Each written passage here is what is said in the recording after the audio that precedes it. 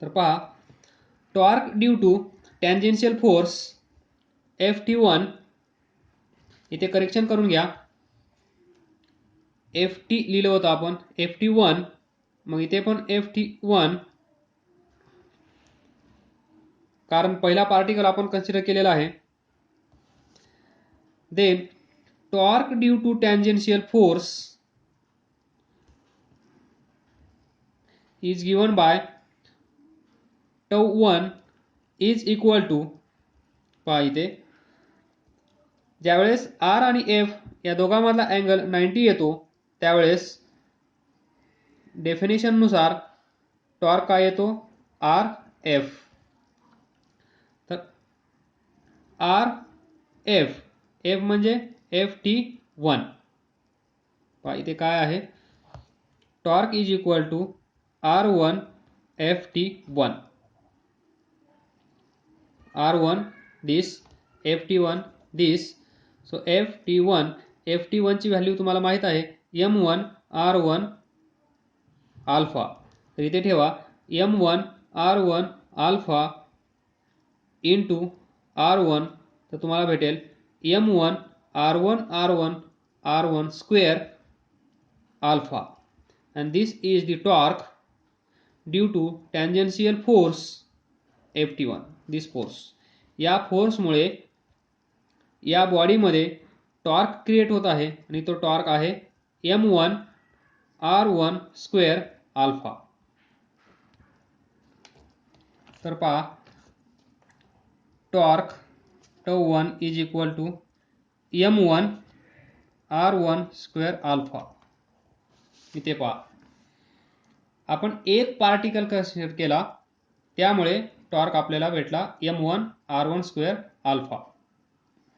Then असाच आपण इथे पार्टिकल कन्सिडर केला m2, त्याचा डिस्टन्स r2, तर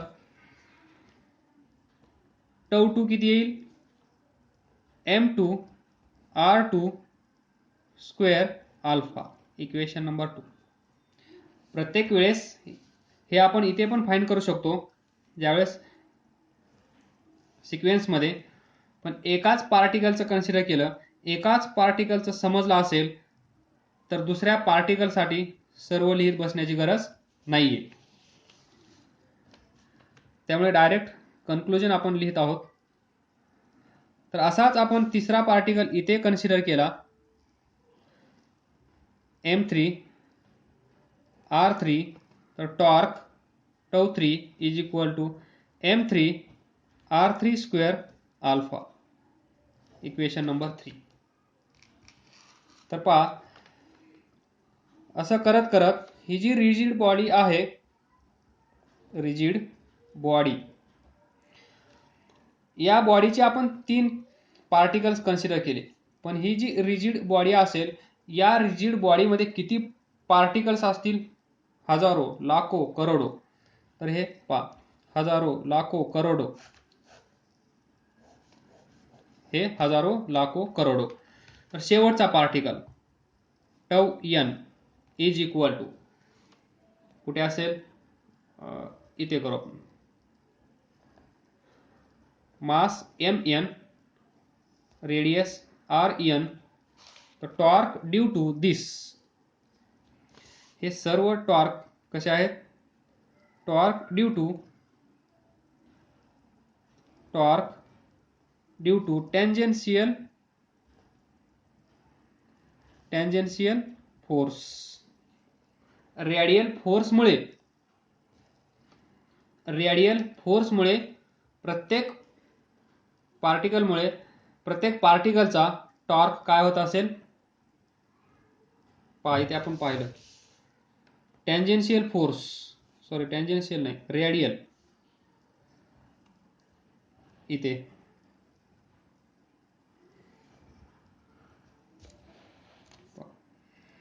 torque due to radial force is 0. त्याचप्रमाणे τ2 दुसरा पार्टिकल 0, तिसरा पार्टिकल 0, चौथा 0 आणि शेवटचा 0. त्यामुळे हे कुठेही या पिक्चरमध्ये येणार नाहीयेत. यांचा कार्यक्रम इथेच झालेला आहे, हे इथेच हा टॉपिक क्लोज होईल. Torque due to radial force. पिक्चरमध्ये बाकी असेल फक्त torque due to tangential force. तर इथे असेल mn rn square alpha. Equation number 4. To find total torque, to find total torque, total काय करावं लागेल? Vector sum. Total torque of all the forces acting on all the particles of the body is tau 1, tau 2, tau 3 dash dash plus tau n. तर पहा, पहिला काय आहे? m1 r1 square alpha, m2 r2 square alpha, m3 r3 square alpha plus dash dash dash plus mn rn square alpha. तर याच्यामध्ये पहा, alpha alpha alpha alpha काय आहे? Alpha is angular acceleration and it is same for all particle. जेवढे particles आहेत त्या सर्वांसाठी angular acceleration same आहे. त्यामुळे आपण काय करू शकतो? Torque total is equal to common ब्रॅकेटमध्ये काय असेल मग? m1 r1 स्क्वेअर,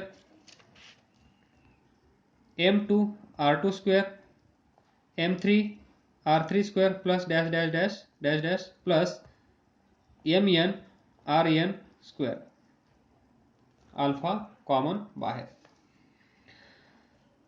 थोडंसं बारकाईने पहा या ब्रॅकेटकडे. हा ब्रॅकेट कसा दिसत आहे? या ब्रॅकेटमधली पहिली क्वांटिटी पहा, m1 r1 स्क्वेअर काय आहे? What is moment of inertia? mr square. mr square. Axis particle, mass m, radius of rotation r. Axis A B असेल तर आय ए बी काय असतो? mr square. पहा तेच आहे. म्हणजे पहिल्या पार्टिकलचा मोमेंट ऑफ इनर्शिया, दुसऱ्या पार्टिकलचा मोमेंट ऑफ इनर्शिया, तिसऱ्या पार्टिकलचा मोमेंट ऑफ इनर्शिया, शेवटच्या पार्टिकलचा मोमेंट ऑफ इनर्शिया, या सर्वांची ॲडिशन, सर्वांची सम. तर आपल्याला काय भेटेल मग? Total moment of inertia. ज्यावेळेस रिजिड बॉडी आपल्या समोर असते त्यावेळेस आपण काय करतो? छोटासा पार्टिकल कन्सिडर करतो, त्या पार्टिकलचा मोमेंट ऑफ इनर्शिया फाइंड करतो. इंटिग्रेशन टेक्निक यूज करून नंतर टोटल बॉडीचा मोमेंट ऑफ इनर्शिया आपण फाइंड करत असतो. तेच इथे आहे. हा पार्टिकल कन्सिडर केला, पहिला, त्यानंतर दुसरा, त्यानंतर तिसरा, त्यानंतर शेवटचा. मग याच्यामुळे काहीतरी मोमेंट ऑफ इनर्शिया असेल, याच्यामुळे मोमेंट ऑफ इनर्शिया, याचा मोमेंट ऑफ इनर्शिया, याचा मोमेंट ऑफ इनर्शिया, आणि सर्वांची ॲडिशन केल्यानंतर आपल्याला काय भेटेल? Total moment of inertia of this body. इथे पहा, सर्वांची सम आली आहे. म्हणजेच torque total is equal to, bracket गायब करून लिहू शकतो आपण आय. टोटल लिहू शकता इनटू अल्फा. हेच आपल्याला प्रूव्ह करायचं होतं. पहा, torque is equal to I alpha. तेच भेटलं आहे. Torque is equal to I alpha. तर याला थोडं जनरल केसमध्ये आपण लिहू शकतो. Torque total is equal to I alpha, where I is summation of I start from 1 last particle mi ri square.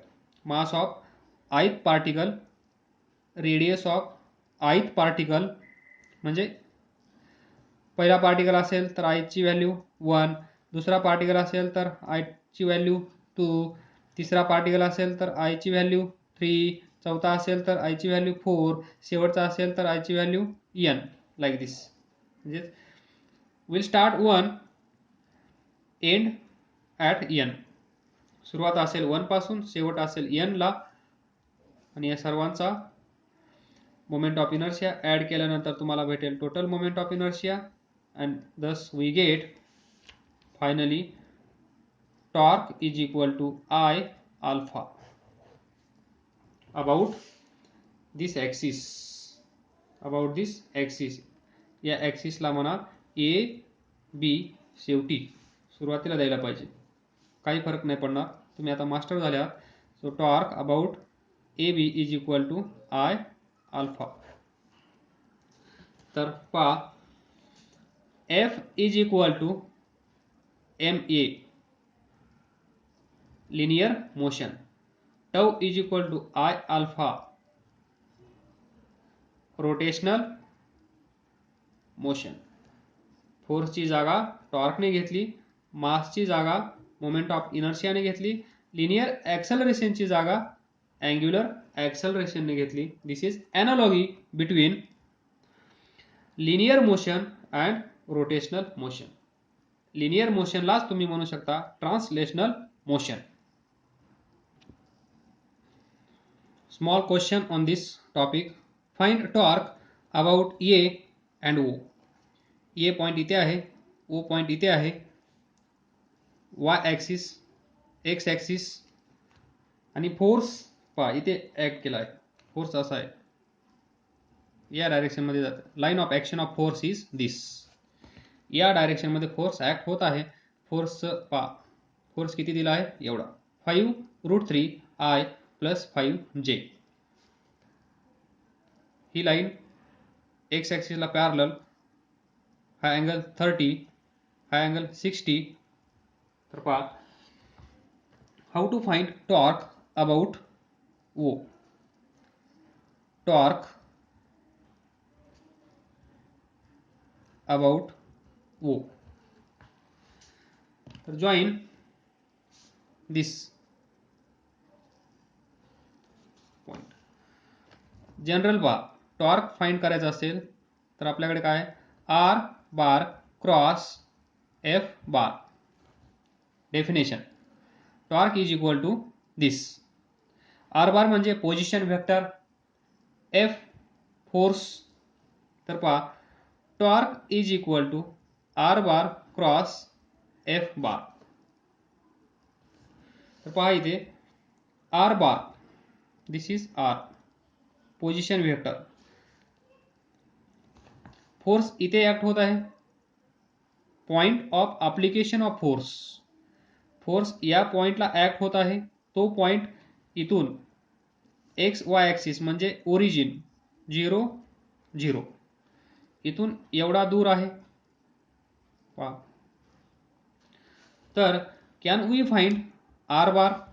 This R bar position vector कसा काढाल, R bar is equal to 2 point form. इथे एक point आहे 1 1 X Y, इथे X Y, x0 y0, x1 y1. तर पहा, x minus X, 1 minus 0, 1 minus 0 I plus दुसरा 1 minus 0 y, 1 minus 0 j. तर आर बार किती येईल, I bar plus j bar. This is position vector this. त्यानंतर F बार तुम्हाला माहित आहे. आता आपण टॉर्क फाइंड करू शकतो. Torque is equal to R bar किती आहे, दिस I प्लस जे बार क्रॉस, त्यानंतर काय आहे 5√3 I plus 5J cross product तुम्हाला येत असेल, पहा, we know that I cross J is equal to K और J cross I is equal to minus K. हे लॉजिक यूज करा. I J K सर्वांना सेम असेल तर पहा, म्हणजे I क्रॉस I किती असतो 0, J क्रॉस J 0. हे एक लॉजिक यूज करा. सो टॉर्क I 0 होऊन जाईल, J 0 होऊन जाईल. फक्त क्रॉस घ्या. I यानी याला I J, सॉरी हा I आहे, I J हा घ्या तर काय येईल 5 I क्रॉस J. त्यानंतर J नी J ला क्रॉस प्रोडक्ट घेतल्यानंतर 0 होऊन जाईल, तर J चा I सोबत घ्या तर प्लस हा J इथे येईल 5√3 हा, नंतर J क्रॉस हा I. तर पहा I cross J, I J काय असतो K, तर इथे येईल 5K. त्यानंतर J क्रॉस I, उलट J क्रॉस I म्हणजे मायनस K. सो मायनस 5√3 इथे येईल K. तर पहा 5 common, 1 minus √3 K common. This is the torque.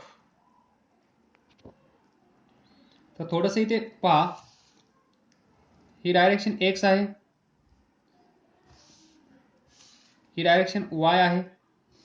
तर आन्सर कशामध्ये आला आहे K. Along X axis I, along Y axis J, पण I पण नाही आला, J पण नाही आला, K आला. याचा अर्थ काय असेल,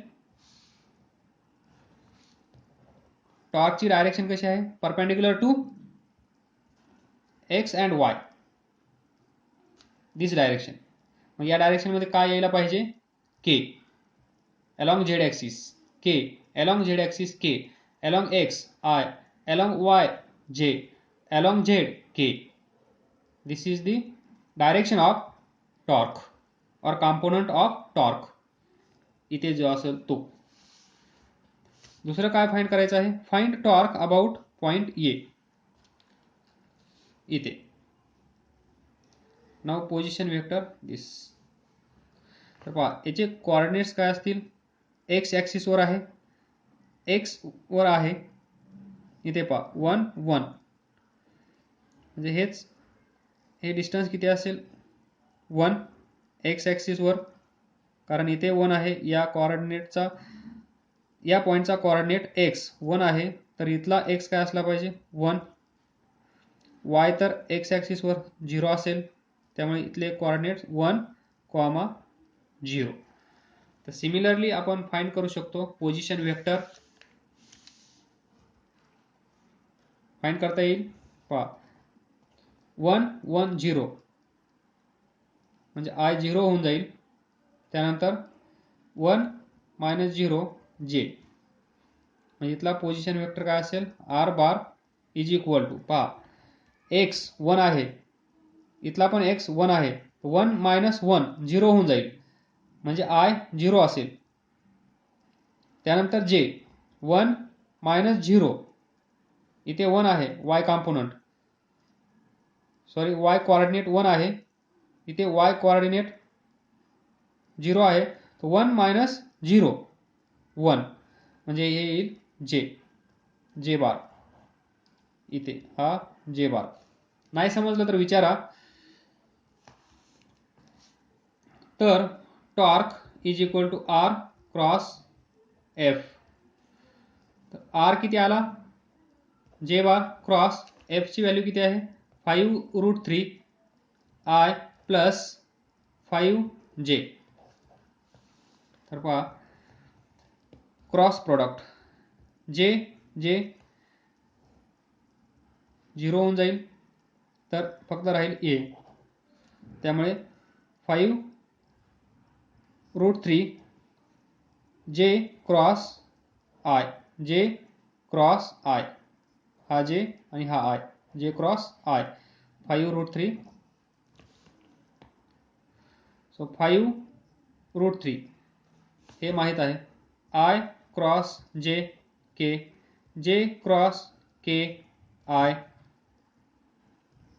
के क्रॉस आय जे, सिक्वेन्समध्ये आय जे के, जे के आय, के आय जे, एवढं लक्षात ठेवा. इथे काय आहे, जे क्रॉस आय म्हणजे आय क्रॉस जेच्या उलट, तर काय येईल मायनस के.